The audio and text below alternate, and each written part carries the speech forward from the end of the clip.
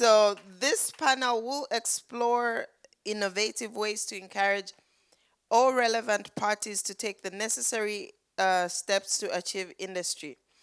They are dealing with a conversation that is the boardroom. Okay, okay, okay. Yes. You see, these are career limiting choices. Honorable, please could you join the panel? Honorable Esther Passaris is a member of parliament from Kenya. So yes, now we have a full panel. I am so sorry, ma'am. Okay. Um, so yes, this panel is discussing empowering the world economy by including more women in company boards.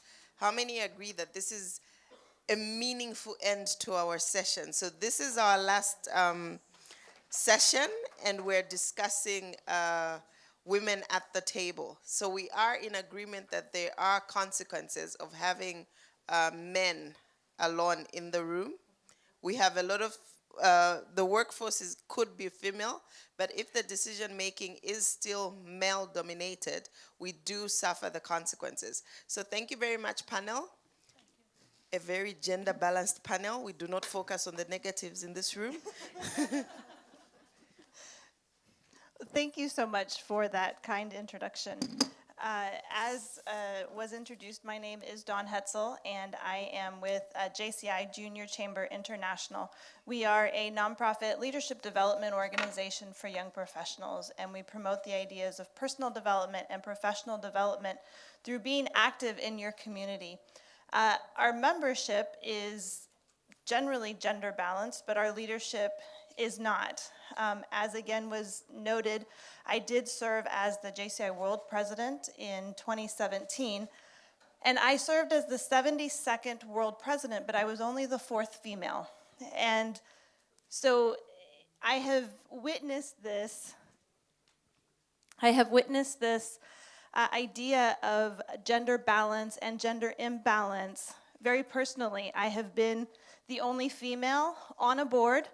I have witnessed the decisions, the activities of an all-male board, and I have been on a board was gender balanced, that had that inclusion and that diversity. And so I'm really excited for this discussion today and for the input from our panelists who bring 3 very different perspectives and histories, and I think we'll share very much into this discussion and bring valuable insights. So to get started, I would just like our panelists to briefly introduce themselves and share why this topic is so important and why we need to have this conversation. And I think the mic is at the end. Hello, everyone. My name is Shuri Sand, and I'm chairman for Avicenna Investments Group. I started my company, which was the private healthcare company in Sweden for 20 years ago. And as a female and the first actor in the private healthcare sector, I was very, very alone. 2015, I sold my company and then started my own investments company. And I investing in the life science and healthcare company. With the side of my professional job, I was very involved with some of government project who helps the woman to take a leader in the organization. I'm the member of Swedish Chamber, and I was the senior advisor to Ministry of Health and Ministry of Enterprise.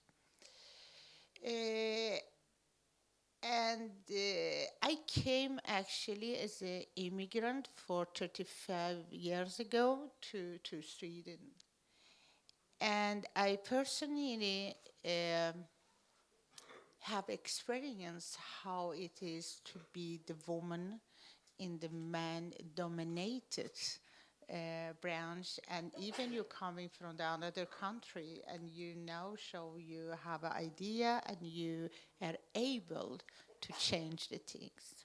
who was first to reform the healthcare reform in Sweden in 2002, go from the public healthcare to private healthcare. Right now, I have 7 Invest, and I'm involved as a chairman and a member of board in 8 or 9 companies.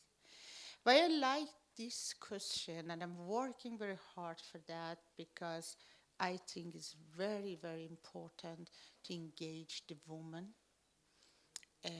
in the leader position. Because the man and the woman has a completely different perspective to the things, and we need this type of diversity to develop the company and our product. And during all my time as a owner and CEO for my company, I try to bring the competent woman, help them with the mentoring, and give them the opportunity to growing in the organization. And in 2006, we have 65% women in the leader position in my company. And something I really work for that is I don't think so it helps so much the women sitting in a small group and discuss the challenging they have and how they have to solve the problem to come in to man-dominated branch. I think it's time to bring the man and the woman together and starting the logically discussion about what the problem is, why we cannot work together. And this is, I think this is the future question. If we're talking about the diversity, we have to build up the diversity group as well. So from 2 weeks ago, actually, I am the chairwoman. Now I'm not saying chairman, chairwoman for the diversity group for the Swedish Founders organization. And my mission is to bring the men and women together and try to work and give each other the support. That's I am.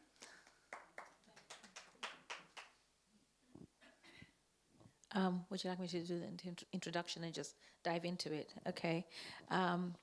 Good morning. My name is Esther Passaris. I am a social entrepreneur. I am a member of parliament for the capital city of Nairobi as a woman representative. It's an affirmative action seat. Our parliament could never get more than 10% women elected. So what they did in the constitution in 2010, we demanded that we should not have more than 2/3 of one gender.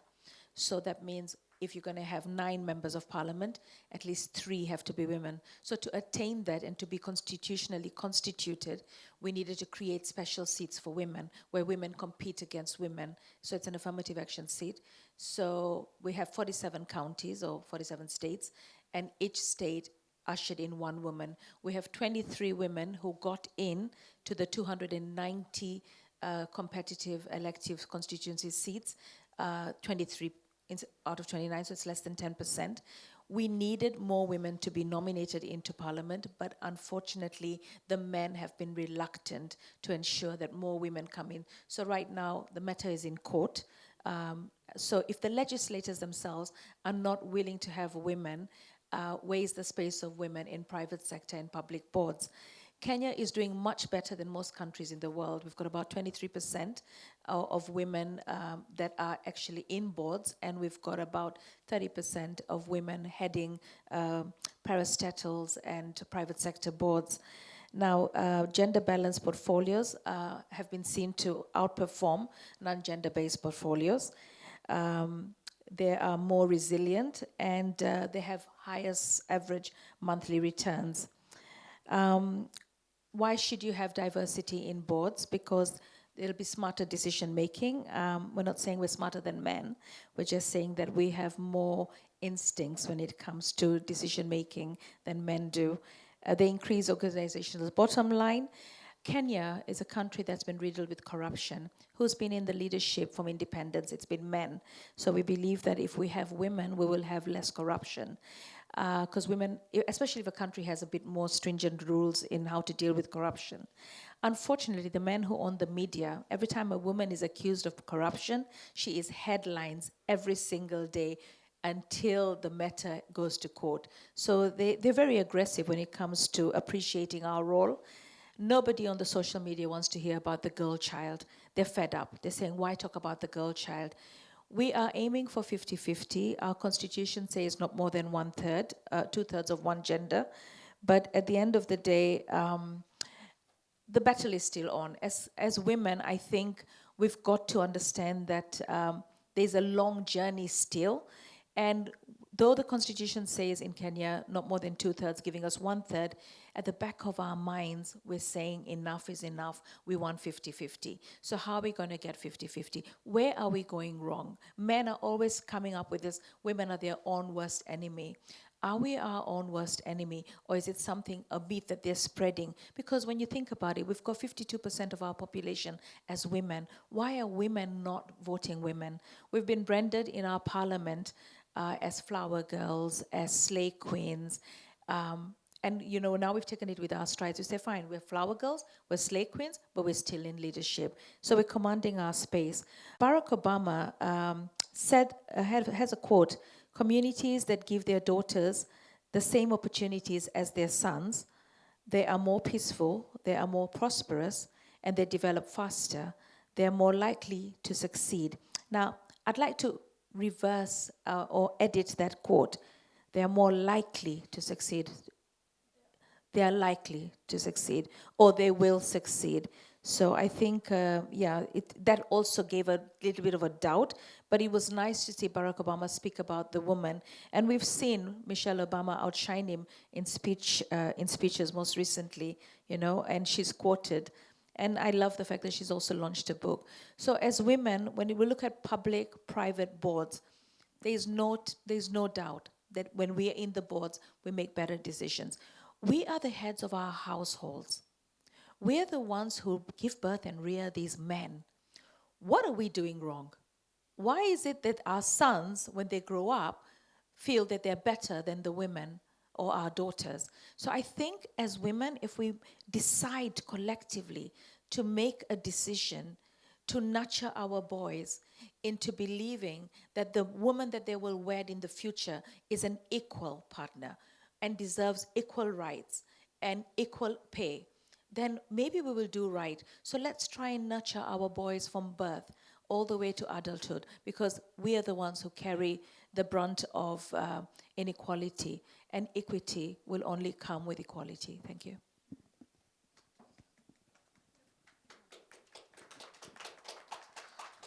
Well, good morning. I'm sure you realize this is the third edition of Bahrain Panelists this morning. Yes. And I'm very pleased to add to what my colleagues have contributed to earlier. In terms of equal rights and education, I always felt I had the same right as my brothers who have been studying in Beirut, Lebanon, and I was going to the same university for the higher education, though they went to boarding schools when they were in the secondary, but I was only going for the university. Now, when I came back, I was ambitious to go straight to work, and I never felt there was any obstacle for women to get a job. New graduates, and they were targeting youth as well. We all talk about boards, but then we want to see diversity on board, to see more youth, not just more women. That I will talk about later.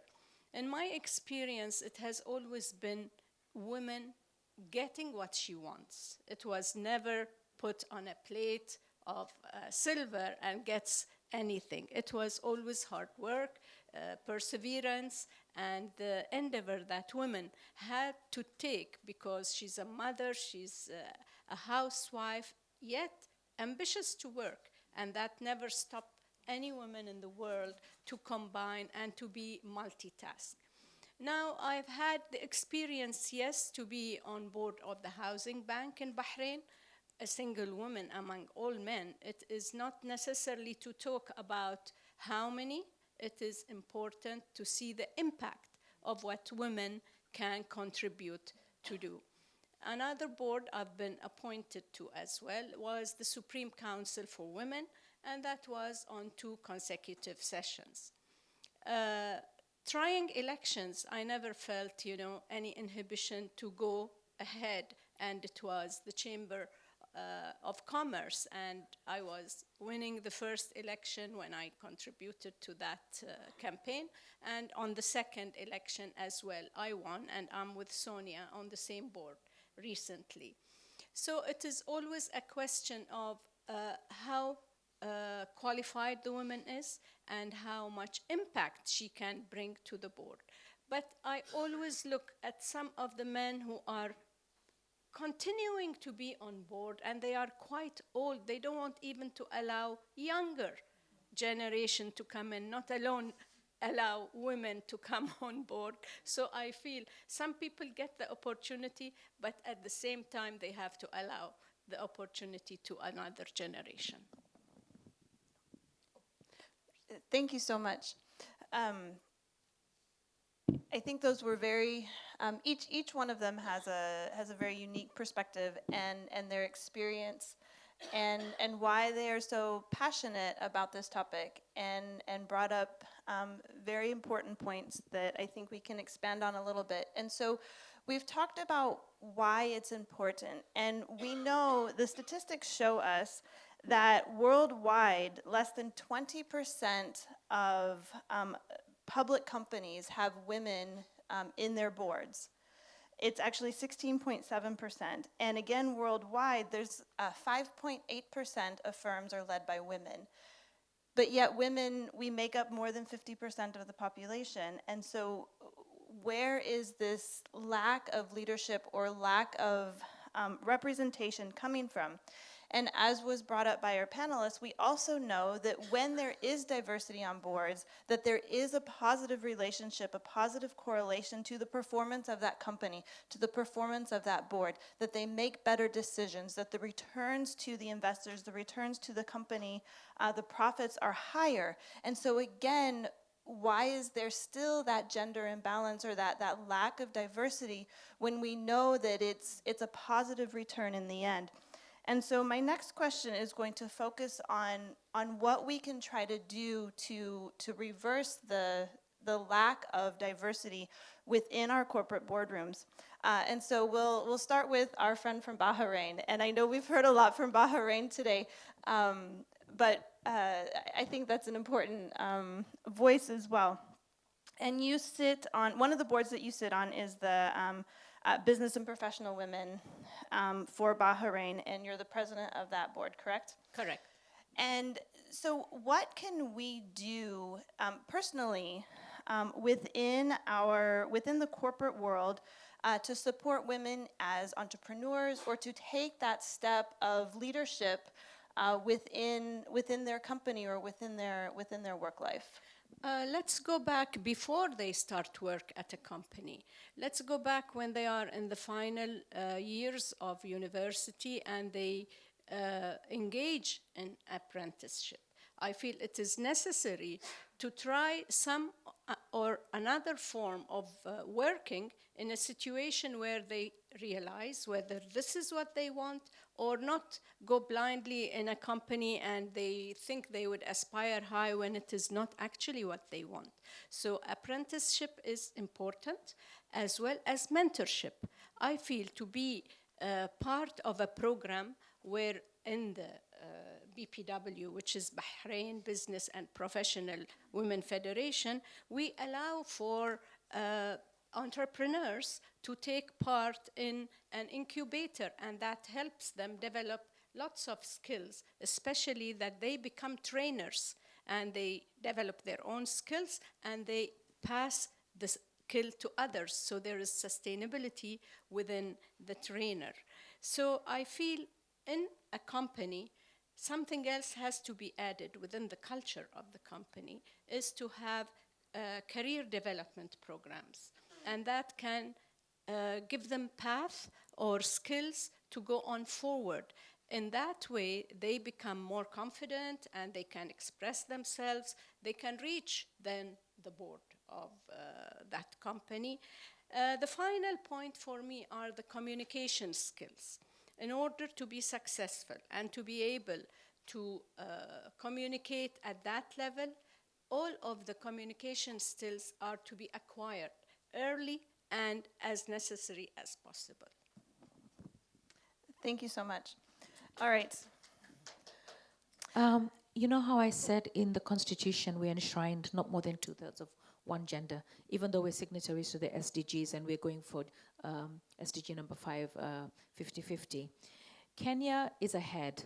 And the reason it's ahead, it's because it's enshrined in the law. So in your countries, the law has to cater for more women in public and private spaces.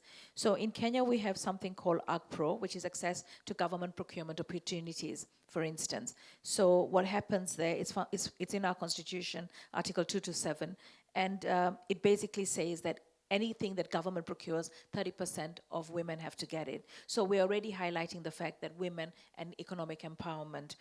And we also developed a fund called Women Enterprise Fund, where women can get money for various projects, and it's actually been recognized worldwide. So access to credit, access to funding. We also have an organization that trains women on directorships. You see, when you're thinking of appointing a woman, you need a database. We've got a Ministry of Gender. The lady who runs it, Dr. Kobia, is very, very efficient. So what she does is, in the past, they would say, oh, we're looking for women to put in various boards, but we don't, where are these women? Where are these women? So now we have a data bank. So if the president is saying, I need somebody for this bank or that bank or this fund, the women are there already for you to appoint. And with women, we're not recycling friends or people who are politically correct. We're actually getting professional women. So the thing is, we also have to celebrate our women. UN Women recently launched 50 trailblazers in Kenya. The government also launched women trailblazers all the way to independence. You know, women were there in the forefront fighting for independence. But whenever we look at national heroes, we're looking at men. So it's not just getting our space in boardrooms. It's actually getting our space right from the grassroots all the way to the bedrooms, from the boardrooms, bedrooms, everywhere. We need to ensure that we get our space. That means we command that we are there to be respected. We have values, we have character, and we are human beings. Now, we're classified as marginalized. We're put together with marginalized youth, which for some unknown reason excludes women, but they are youth that are also women. When we think of youth, we're thinking of men, and then persons with disability. I think we've got women across the board, so we have to try and make sure that the woman card is not downplayed, because when you say 30% for women, for youth, for persons with disability, what are we doing? We're saying 10% for women. 10% for youth, 10% for persons with disability. So as women, I think we need to ensure that the 50-50 is something that we speak about. Everywhere we go, we look for a balance in terms of women. You know, we have to make sure that every panel has enough women. Every discussion. We should be able to walk out of sessions where we don't see our space and we're there to listen to men. And then also never have a woman event emceed by a man. Never. If you go into a function and you see a women's event and the MC is a man, you've got to say enough. We've got women who can MC that event. So we've got to command and own our space. Thank you. And Esther, I'm sorry, I had one follow-up question for you, actually. When you were speaking, you mentioned you're a member of parliament and that you had the requirement to have a certain percentage of women in parliament, and you actually didn't make that, but then the men in parliament are actually fighting against correcting that statistic. And so when you're in that situation, but this is also the group of individuals that are making policies that should help support equality and diversity within the business, within your community as a whole, within the legislation, how can you, as a woman, or how can we work with our local and national governments to encourage those policies that do support gender diversity? You see, the matter is in court right now. The Gender Commission and a lot of women NGOs actually took it to court. So we're not constituted well. It was just 12 more seats to be nominated. So the thing is, they see nomination as a burden. So they started calling us, they came up with a phrase called Punguza Mzigo. That means reduce the load. And the load then became women. We became the most expensive thing. I mean, our country is costing a lot to run, and it's not the parliamentarians, it's the corruption that's draining Kenya. But the thing is, it was taken to be looked like women were the burden. So it's very, very difficult. We wait and see what the court will rule. Of course, there's no way that government, the executive, will want us to go home because they need us to approve budgets, they need us to approve various things. So it's a shame. And right now we're going through another constitutional amendment, and the men are talking about women as the burden to the taxpayer. So I think women, we have to have a silent door-to-door movement where we aim for 50-50, identify leaders, and unfortunately, it's very, very difficult for a woman to compete with a man on the political front because the man already has been there for years, has got his feet firmly on the ground, has got money. Politics in Africa is about money. It's about showing what have you done. So it's going to be interesting to see how it pans out going forward. Right, so the UN Women and all the agencies are trying to see how can we get 50-50. We've got to identify the women. And of course, women are scared. Women are also scared of going into political space. But one thing we've realized, men are not going to hand us down the 50-50. No. And even if there are husbands, there are sons, there are uncles, there are fathers, they do not want to give up that space because you know what? Somehow they haven't seen us as being equal partners, coming on the platform to work and perform together. They've seen us as competition for space. So they don't want us. Not even your husband, by the way, when you want to get a political seat, he's not going to be there saying, oh, wow, go for it, go for it. Inside, he still sees you as competition for heading the household. So I think as women, we've got to find a way to groom them from young and at the same time to never relent on getting our space. Thank you so much. We seem to be running out of time a little bit, so I'm going to ask the last question to Shori. And we were talking earlier about the importance of women supporting women, and you have a lot of experience both in corporate boardrooms as well as investing in businesses and in mentoring other women. And so what can we do in that space, and how can we as women better support women? Because sometimes, frankly, we're our own worst enemy. I think it's very important to realize that just not bring the woman because they are a woman. We have to support the woman with the competence, identify them, give them mentorship, and give them opportunity in the company to growing. If I'm going in the case and I'm invested in that, my condition is how the management in organization is. How many women, how many men?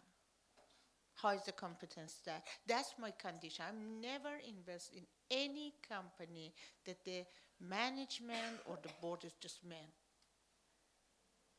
Because I want this type of diversity, because I know the gender diversity and this competence together give better opportunity to the company to success. So that is and communication and work with the culture in the company. Talk about that. Identify the problem.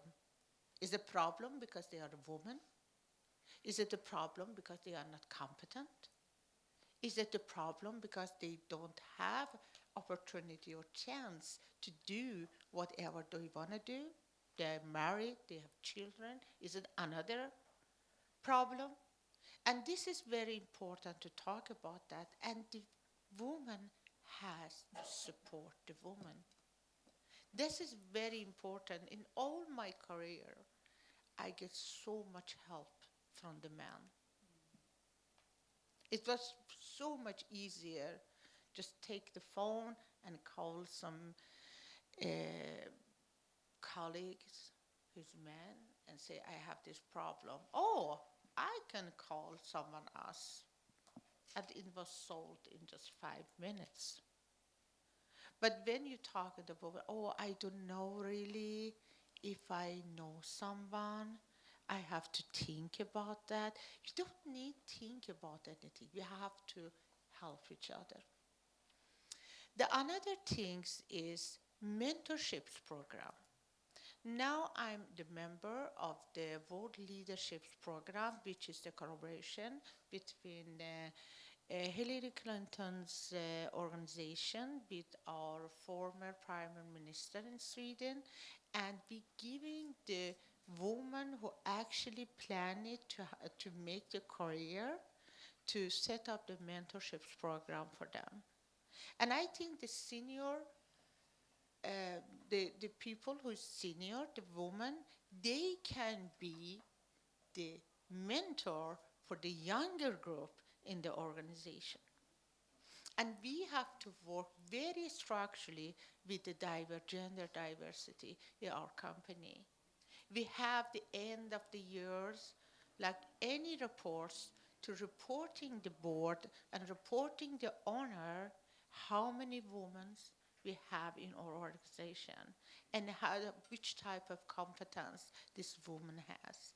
And this is very, very important. The owner and the board expect it at the manager organization working very activity with the gender diversity. And networking, this is very, very important to exchange the experience, to help each other, to find a position for each other. I think this is very important. Because now in Norway, they just put in some law, you have to bring a 20% woman. Okay, but it doesn't help. We have to understand why it's so important that these two groups of men and women work together for which purpose. And this is almost about the knowledge, communication, and even something from the owner or the CEO or the top of the company to set the condition for the employees and see the capacity of the woman. Thank you so much. And I believe we are at the end of our session now, and so if our panelists could just give a brief 30 seconds, any final closing comments that you would like to share, and we can go ahead and start at the end. Communication, mentorship, and opportunity to grow in the company. Thank you. Legislation, and then getting more women into office. So when you see another woman that wants to aspire, or a woman that has potential but doesn't realize that she has the potential to lead, then be there to help her out. We've got to lift our sisters up. We've got to lift our daughters up. We've got to lift our mothers up. There is no age limit. We've got grandfathers in boards in Kenya, so why not have grandmothers in boards in Kenya as well? So I feel that as women, we have an agenda, and the agenda is 50-50. It's coined for us in the SDGs. Let's not settle for less. Let's just go for 50-50. And the only way we're going to get that is through voting, through pushing and empowering another woman, and looking at women who are doing projects. If there's a woman and a man doing a project, empower the woman. And that's the only way we're going to kill the myth, we're our own worst enemies. It is a myth, because you know what? Every time I'm down and out, it's a sister that pulls me up. So we all have sisters out there that do good for us. So let's ensure that leadership, the steps, the ladders to climb up to leadership, we're there holding it and pushing the woman up, because that's the only way we're going to get our space. And the space is 50-50, not less. Thank you so much. I may add to what my colleagues have said, that I would like to see more encouragement to initiatives adopted, let's say by JP Morgan for the year 2020 in June. They don't want to take any company to IPO if it has no women on board. And I think any initiative that is to encourage women on board would be vital, and I would support it. Thank you so much. A round of applause for our panelists. Thank you. Okay, you are not free yet.